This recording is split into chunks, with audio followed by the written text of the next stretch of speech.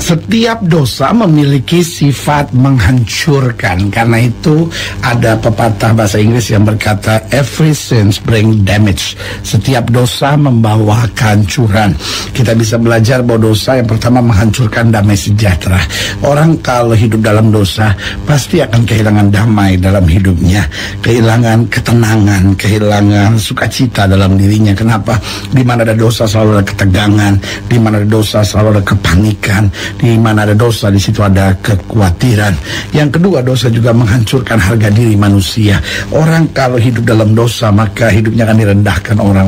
Orang akan berkata, wah itu orang masuk gereja tapi berzina. Itu orang masuk gereja tapi nipu.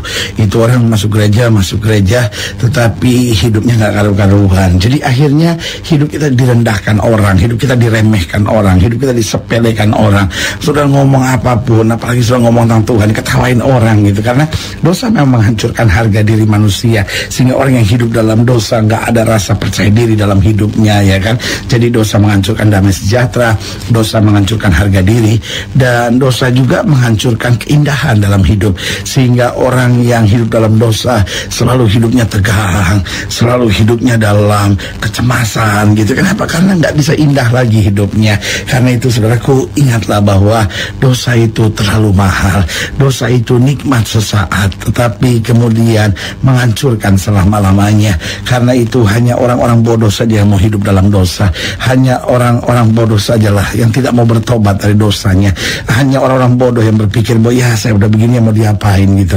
Orang-orang berhikmat akan berkata bahwa saya tahu dosa menghancurkan, karena itu saya bertobat, saya bangkit, saya kembali kepada Tuhan, dan Tuhan akan menjadikan hidup saya indah. Haleluya. Jadi ingat, dosa menghancurkan damai sejahtera, dosa menghancurkan harga diri, dosa menghancurkan keindahan, dan juga dosa menghancurkan hari depan kita, hari depan keluarga kita, hari depan usaha kita, hari depan pekerjaan kita, hari depan pelayanan kita bisa hancur jika kita tidak mau bertobat dari dosa kita. Karena itu sebagai hamba Allah, hanya ini yang saya mau ingatkan buat saudara, terlalu mahal, terlalu rugi, dan terlalu menyusahkan untuk saudara tetap tinggal dalam dosa. Sudah cepat bertobat, cepat berbalik, datang pada Tuhan. Alkitab berkata Dia menerima kita apa adanya. Haleluya. Selamat datang dalam program kita hari ini, harinya Tuhan, sebuah program rohani yang kembali mengingatkan kepada kita betapa pentingnya kita menjadikan firman Tuhan sebagai dasar keseharian hidup kita. Karena selama kita menjadikan firman Tuhan sebagai dasar keseharian hidup kita, langkah-langkah ke depan kita penuh dengan kepastian, kemenangan, berkat mujizat, dan perkara-perkara besar. Haleluya. Dan dalam program ini kita memang sedang membahas tentang memulihkan. Nah, saudaraku yang kasih dalam Tuhan, Allah kita bukan hanya Allah yang baik. Allah kita bukan hanya Allah yang menerima kita apa adanya, tetapi setelah Dia mengampuni kita, Dia menerima kita apa adanya, kemudian Dia pulihkan hidup kita. Tidakkah kita ingat cerita tentang anak bungsu, bagaimana ketika dia kembali, Bapa memulihkan keadaannya, bahkan dibuatkan pesta, diberikan cincin, diberikan baju pesta, dipulihkan keadaannya, sehingga anak ini masuk kembali, bukan hanya sebagai anak yang hilang, tetapi sebagai anak yang ada dalam kemuliaan Bapaknya. Haleluya. Nah, saudara yang kasih dalam Tuhan, hari ini dalam program kita dalam membahas tentang memulihkan, kita mau sama-sama belajar dari Yeremia 49. Yeremia 49 pada ayat yang ke-34 sampai ayat yang ke-39. Yeremia 49 ayat 34 sampai 39. Demikian firman Tuhan. Firman Tuhan yang datang kepada Nabi Yeremia mengenai Elam pada permulaan pemerintahan Zedekia Raja Yehuda. Beginilah firman Tuhan semesta alam, sesungguhnya aku mematahkan busur Elam, yakni inti kekuatannya. Aku akan mendatangkan atas Elam keempat angin dari keempat penjuru langit, dan akan menyerahkan mereka ke segala mata angin ini, sehingga tidak ada bangsa yang tidak kedatangan orang-orang yang berserakan dari Elam. Aku akan membuat Elam terkejut di depan para musuhnya, dan di depan orang-orang yang berusaha mencabut nyawanya. Aku akan mendatangkan atasnya malapetaka, yakni murkaku yang menyala-nyala. Demikian firman Tuhan. Aku akan menyuruh pedang mengejar mereka sampai mereka kuhabiskan. Aku akan menaruh tahtaku di Elam, dan aku akan membinasakan dari sana raja dan pemuka-pemuka. Demikian firman Tuhan. Tetapi di kemudian hari aku akan memulihkan keadaan Elam. Demikian firman Tuhan. Jadi jelas dari ayat bacaan ini, akibat dosa ada pukulan hajaran Tuhan. Tetapi Alkitab bilang pada ayat yang ke-39 jelas, di kemudian hari, artinya ketika mereka dipukul, kemudian pasti mereka sadar dan bertobat, maka aku akan memulihkan keadaan Elam. Demikian firman Tuhan. Nah, saudaraku yang kasih dalam Tuhan, Allah kita adalah hal yang dahsyat. Dia bukan hanya menerima kita lalu mengampuni, tetapi juga berita baik buat kita. Dia juga mampu memulihkan hidup kita.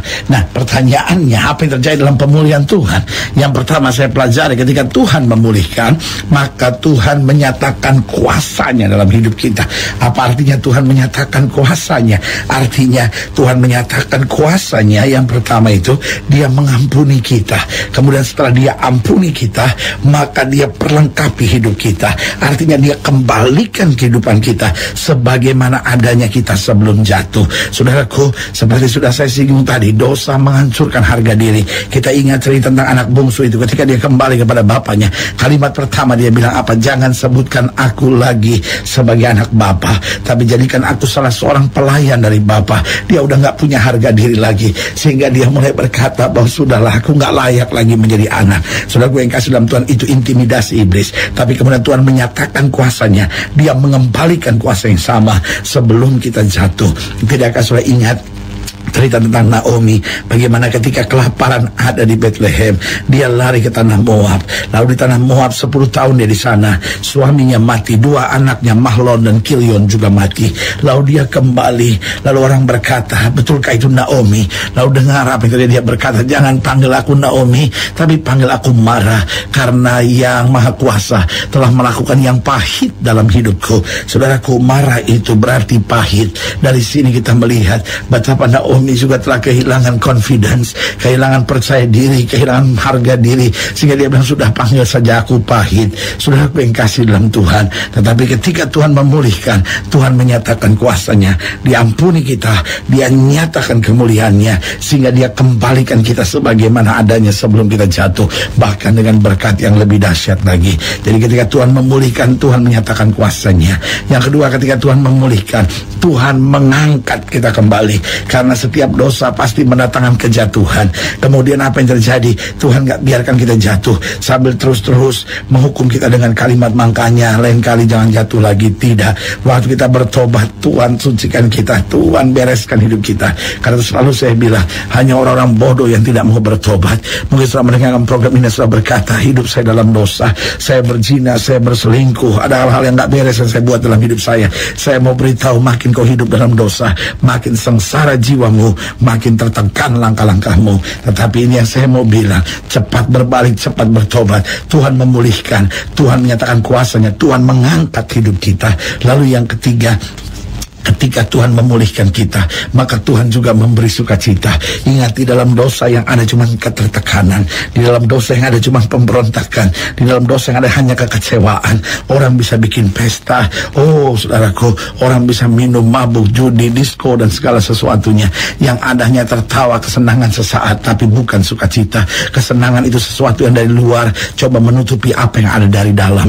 Tetapi sukacita yang Tuhan berikan, apa yang dari dalam terpancar keluar, sehingga masalah ada, persoalan ada, kita bisa bersukacita karena Tuhan yang pulihkan keadaan kita.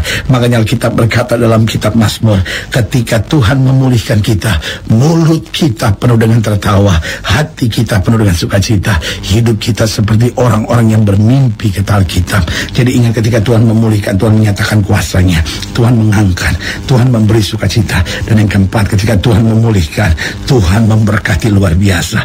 Alkitab berkata, apa yang mata tidak pernah lihat, apa yang telinga tidak pernah dengar, itu yang Tuhan sediakan. Karena itu saudaraku yang kasih dalam Tuhan, mungkin kau sedang panik hari-hari ini karena begitu banyak masalah dan persoalan yang sedang terjadi. Coba berdoa kepada Tuhan, minta kepada Tuhan pernyataan Tuhan. Jangan-jangan ada banyak dosa-dosa yang menjadi penyebab segala sesuatunya. Cepat bertobat, cepat kembali kepada Tuhan.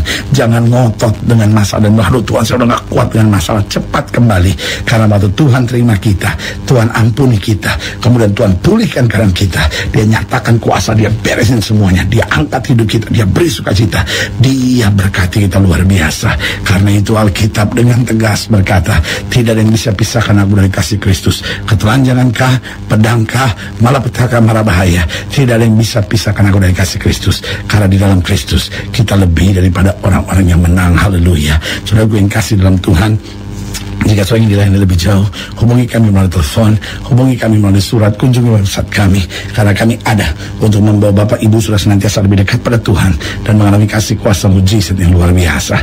Secara khusus melalui program ini juga saya mau berdoa buat setiap orang yang sakit, setiap orang yang berbeban berat, karena saya percaya bahwa bagi Allah tidak ada perkara yang mustahil.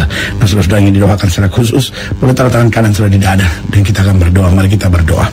Bapa, dalam nama Yesus, hamba doa buat yang sakit, hamba doa buat yang berbeban berat, hamba doa buat setiap orang yang sedang menghadapi masa-masa yang sukar, karena hamba percaya bahwa bagi Allah tidak ada perkara yang mustahil. Bapak, hamba berdoa di dalam nama Yesus, Tuhan jamah, yang sakit Tuhan sembuhkan, yang lemah Tuhan kuatkan, yang susah Tuhan hiburkan, yang jatuh Tuhan angkat, sehingga hari-hari yang penuh kemenangan boleh berlaku dalam hidup kami. Hamba juga doa untuk setiap mereka taruh tangan kanan dan di dada, Tuhan pulihkan hidup mereka, sehingga damai, sejahtera, sukacita, berkat yang berkelimpahan boleh kembali turun dalam kehidupan kami. Kami mau dekat dengan Tuhan, karena dalam dekat dengan Tuhan ada kemuliaan yang dinyatakan. Di dalam nama Yesus kami berdoa. Haleluya. Amin. Saudara yang kasih dalam Tuhan, kita sudah berdoa. Ingat, tidak pernah Allah lalai menepati janjinya. Inilah saatnya buat kita untuk bangkit, bersemangat, bersukacita dalam menghadapi segala perkara. Karena kita tahu Yesus hidup, Yesus berkuasa, dan selalu menyediakan yang terbaik buat anak-anaknya. Doa saya menyertai saudara. Sampai berjumpa pada program berikut, dan jangan lupa